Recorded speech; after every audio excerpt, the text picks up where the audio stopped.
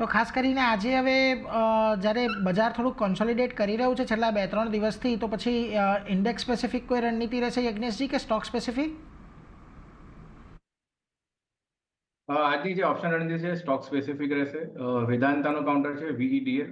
સ્ટોકમાં મેટલમાં આપણે જોયું છે કે લાસ્ટ ટ્રેડિંગ સેશનથી ઘટાડો જોવા મળ્યો છે અને આજે એક સ્ટ્રોંગ વેચવાલી જોવા મળી રહી છે. બેરિશ સાઇડ અપ્રોચ છે આજની જે રીતની મૂવ છે. ઘણા ઇમ્પોર્ટન્ટ સપોર્ટ બ્રેક કર્યા છે સ્ટોકમાં 450 પાસે. તો મારા હિસાબે હજુ એક બેરિશ મૂવ પોસિબલ છે.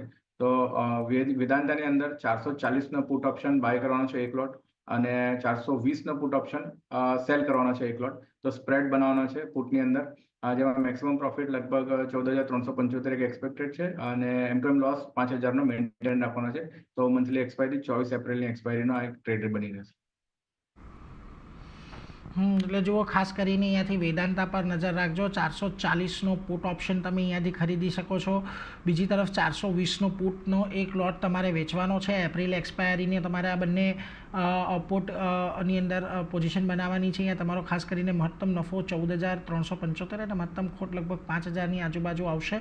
એટલે વેદાંતા પર એક ખાસ અહીંયાથી બનતો દેખાઈ રહ્યો છે. 440 અને 420ની વચ્ચે રહી શકે એવા એક અનુમાન છે, એટલે એના પર એક ખાસ ધ્યાન રાખતા રહેજો. પરંતુ એ સાથે જ આગળ